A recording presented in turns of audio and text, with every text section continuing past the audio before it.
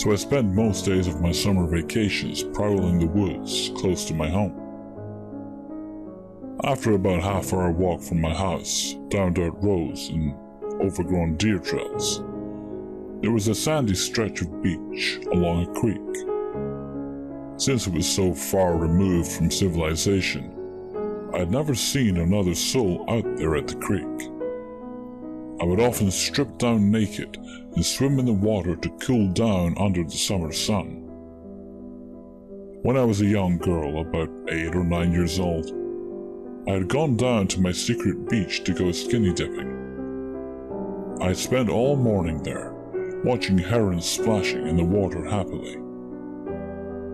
Suddenly I began to hear the sounds of something large forcing its way through the undergrowth upstream a ways. I was frozen, standing naked in the middle of the creek as two men emerged from the woods. They were much older than me, probably in their 30s. Something about the way they were dressed scared me. Anyone who has spent a lot of time in the woods knows the danger of thorn vines and brambles. But these guys were dressed in flip-flops, cargo shorts, and wife-beaters. They were filthy and covered in scratches across their arms and legs, looking as if hiking through the woods hadn't ever been on their agenda. I'd left my clothes in an untidy pile on the bank, but to grab them, I would have had to move much closer to the men. As I frantically tried to think of a way to get back to my clothes without alerting these guys, one of them turned and locked eyes with me. I grew up around southern manners, seeing as I was a naked girl trying to cover myself with my hands as I stood in the middle of a creek. I would have expected him to avert his gaze, but all he did was elbow his buddy in the ribs, point at me, and whisper something beyond my hearing. When they both turned and began to advance towards me, malicious grins on their faces, I officially lost my shit. Luckily, years of spending all my free time in the woods paid off.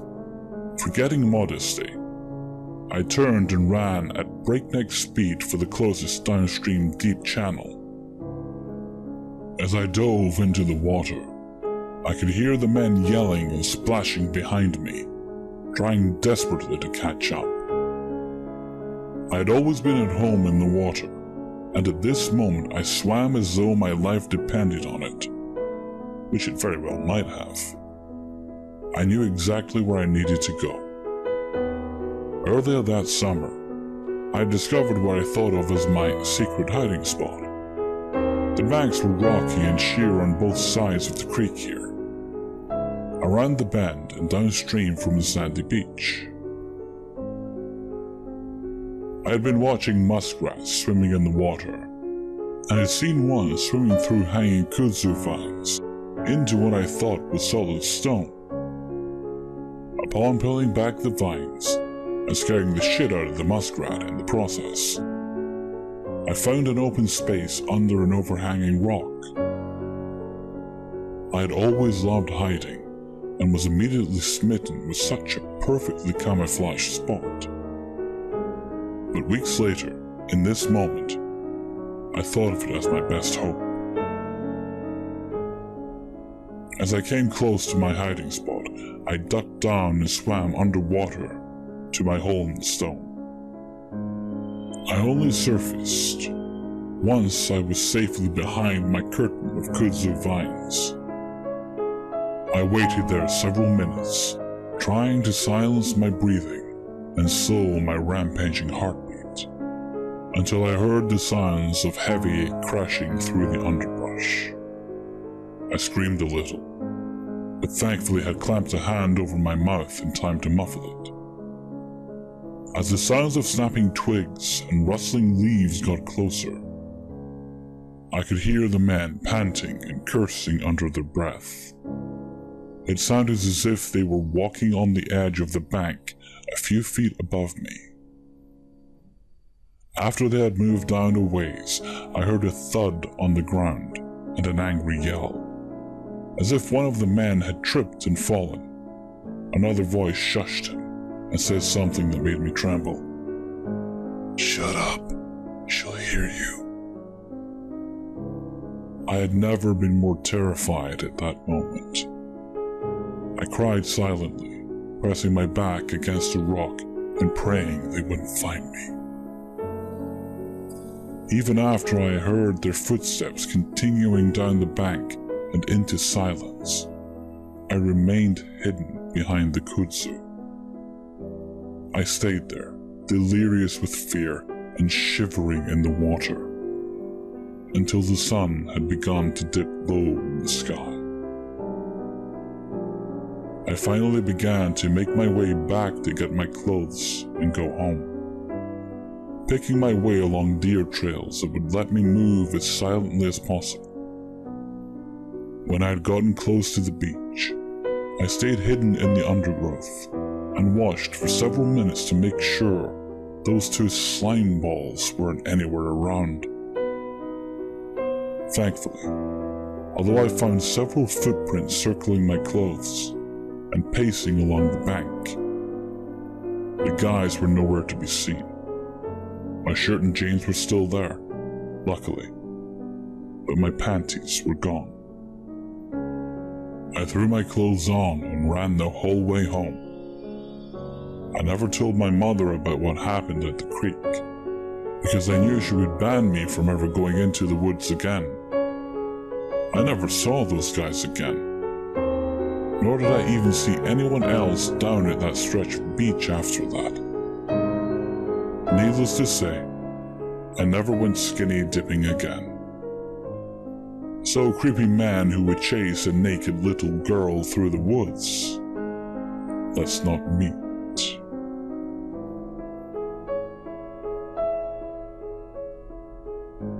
This took place several years ago, when I was only 18 and freshly enrolled in college. I grew up in an extremely strict household, Asian female by the way. My parents set my curfew at 8 p.m. I wasn't allowed to drive at night or go to parties, etc.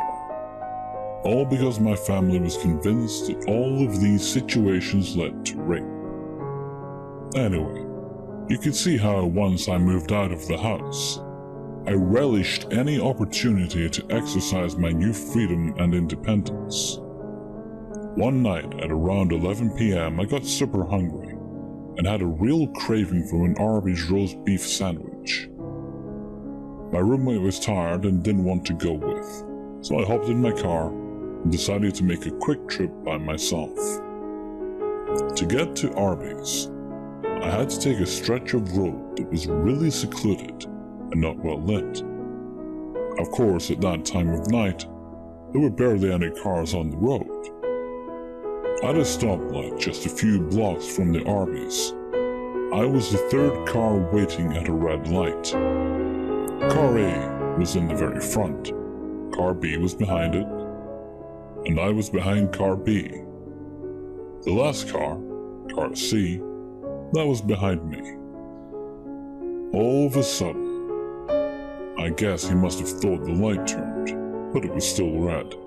The car in front of me stepped on the gas and lurched forward, tapping the back of the car in front of him. The two drivers immediately got out and started looking at the damage. Neither of them were hurt, and there was little to no damage that I could see made to either car.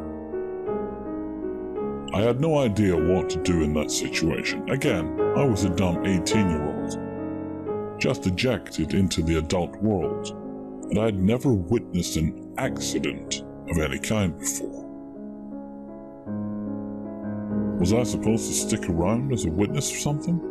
I wasn't sure. But I felt very uneasy about the idea of getting out my car in the middle of the night on a really isolated road to talk to these two guys, especially when I didn't think they needed my intervention at all. Again, it was a super minor fender bender, and they were talking about it civilly, though they didn't move their cars. So when the light turned green, I decided to just move over into the other lane and proceed on my way. Again, this may have been the wrong thing to do, but I didn't know any better. The car that had been behind me did not like that I was trying to leave. To this day, I have no idea what they were thinking. At the time, I thought that they must have thought I caused the accident, or something. Anyway, as I shifted over to the other lane to leave, they started blasting their horn at me. I got super scared and proceeded down the road past the green light, and the car C, the one behind me, took off after me. What ensued was still the most terrifying experience I've ever had. The car, which I could only dimly see had 2 male figures in the front seat, followed me closely for quite a while, occasionally blasting their horn aggressively. They would speed up until they were about to hit the back of my car. I was starting to get really freaked out, so I started making random turns to lose them, or to see if they were really following me. They definitely were. I made 3 left turns and they were still on my tail. Eventually the car pulled over into the lane beside me and kept speeding up and nudging into my lane, as if to cut me off or run me off the road. I was actually crying now, and I had called my then boyfriend, telling him what was happening. I initially wanted to drive to his house, but then I realized I didn't want these psychos knowing where he lived. I tried to avoid making eye contact with the 2 men in the car beside me, and tried not to let them intimidate me off the road. They kept blaring the horn, and then eventually the driver rolled down the window. I was too scared to talk to him, but I could hear what he screamed clearly through my window, which had a slight gap in the top that never sealed up. "We're gonna catch you, bitch! I'm gonna rip your dumb ass!" I think the guy next to him said something like, "Don't slow down," or something, but I couldn't hear it as clearly over the rushing of the wind and the sounds of our cars accelerating. My boyfriend heard them shouting from over the phone and directed me to the nearest police station, which was about 8 minutes away from where I was. It was actually hard for him to find the police station, or to give me directions to it because I had no idea where I was. The 2 guys kept shouting things at me, but I don't know what else was said because I was too busy blubbering to my boyfriend. Maybe it's really hard to remember what went on in these moments physically. I was speeding so fast to try to get away from these guys at this point that I was hoping a cop would stop me. There were no cars on any of the roads we went down, and it just made everything worse and worse. And then my phone battery decided it was time to die. I seriously thought I was in one of the horror stories my parents had always told me about. Eventually I saw the police station my boyfriend had given me directions to, almost drove past it, and turned into the parking lot. The car followed me and the passenger door actually opened before the car even stopped. But then I think they noticed where they were, and they drove out of there fast. I sat in my car too terrified to get out because I thought moving would provoke them into coming back. Literally 60 seconds later, my boyfriend pulled into the parking lot next to my car and climbed out with a baseball bat. He held me for a while, and then a cop who was pulling into the lot or something coming out of the building approached us and asked us if everything was okay.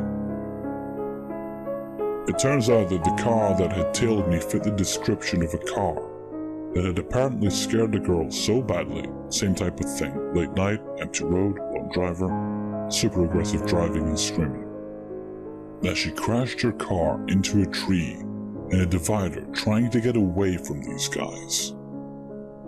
Neither she nor I got a license plate though, and to this day, I don't know if they ever caught those guys. I don't know what kind of human being gets their kicks out of terrorizing female drivers late at night on the road. But whoever they were, fuck those guys. I hope someone, somewhere, managed to put a stop to them. When I was young, my mother and I took the bus a lot because she didn't have a car. This incident happened during that stretch of time. More specifically, when I was around age 5 or 6. We were at the closest bus stop to my house, which is situated right next to a fairly large tree. I remember it being a pretty nice afternoon, bright and breezy, and my mom was reading one of her paperback novels while I inspected the trunk of the tree for small lizards. We lived in Florida, which is swarming with anoles. I was really into animals back then, and I loved pretending I was tracking down dangerous critters like Steve Irwin. My search was proving to be kind of fruitless though, since I was making a lot of noise by stomping around, and I'm sure any lizards nearby had heard me and were already well hidden from the grasp of my chubby little hands. Nevertheless, I kept up the hunt and eventually, forgetting that I was supposed to stay within my mother's line of sight, went around the other side of the tree to look. The bench Mom was sitting on was now out of my view, and she, likewise, wouldn't have been able to see me if she looked up. She was quite absorbed into her book, however, and thus wouldn't be aware of what was going on until it was almost too late. As I scrabbled about on my hands and knees in the grass by the tree, I heard light footsteps coming up a ways behind me, and turned around to see a man making his way towards me. I don't remember much about how he looked, but I know he seemed very tall. The way the sun was facing placed most of his frame in the shadow of the tree, which gives my recollection of him a vaguely surreal quality. At the time, though, he was just a man who was looking at me. He greeted me warmly as I stared up at him, and asked me what I was doing outside all alone. I guess he hadn't seen my mother because of the tree, and thought I was unsupervised. I'd always been a shy child, particularly around adults, so I didn't respond, choosing to continue looking at him. I was a little wary, but he didn't seem like a threat, and it was the middle of the afternoon. He seemed to take my silence as a confirmation of his assumption, because he followed up his previous question by telling me he was taking a walk and asking me if I'd like to join him to get some ice cream. He didn't wait for me to answer this time, but continued a gentle stream of words, saying he liked my dress and wanted to be my friend. As he was speaking, I noticed that he was slowly stepping closer and closer to me. I was beyond mere wariness at this point, and my mind was sliding towards something more akin to alarm. But I didn't know if I'd be able to run away from him before he could reach me. My family had always warned me not to go anywhere with strangers, and the serious concern on their faces when they told me had made me certain that following an unknown person was a very scary bad thing. even if I wasn't old enough to understand why at the time. When the man was within arm's length of me, he reached out his hand and brushed the tips of his fingers against my shoulder. I'll never forget that moment. How my bubble of personal space had been pressed inward and then pierced. Whatever spell of silence I had been under was immediately broken, and I screamed as loud as I could, twisting violently away from his hand. The man flinched and froze, seeming to calculate what his next move would be, now that I was proving to be less of an easy target than he expected. His decision was made for him when my mom, jolted out of her reading by my cry, appeared from around the other side of the tree and spotted us. She screeched at him. I've never seen her that angry again in all my life, and he immediately spun to flee without a word. A shiny black car that I hadn't noticed before was parked on the side of the road, a pretty good distance away from us. And when the man reached it, he got into it quickly and sped off. He never paused to start it up, which means it must have been running the entire time it was sitting there. This small detail didn't mean much to my immature mind at the time, but remembering it now gives me chills. It's pretty obvious that he wasn't just some friendly guy on a stroll who happened upon a lonely child. He had spied me from the road, stopped his car, and left it running for a speedy getaway once he'd snatched me up. I can only imagine where he truly would have taken me if I hadn't alerted my mom or put up a fight.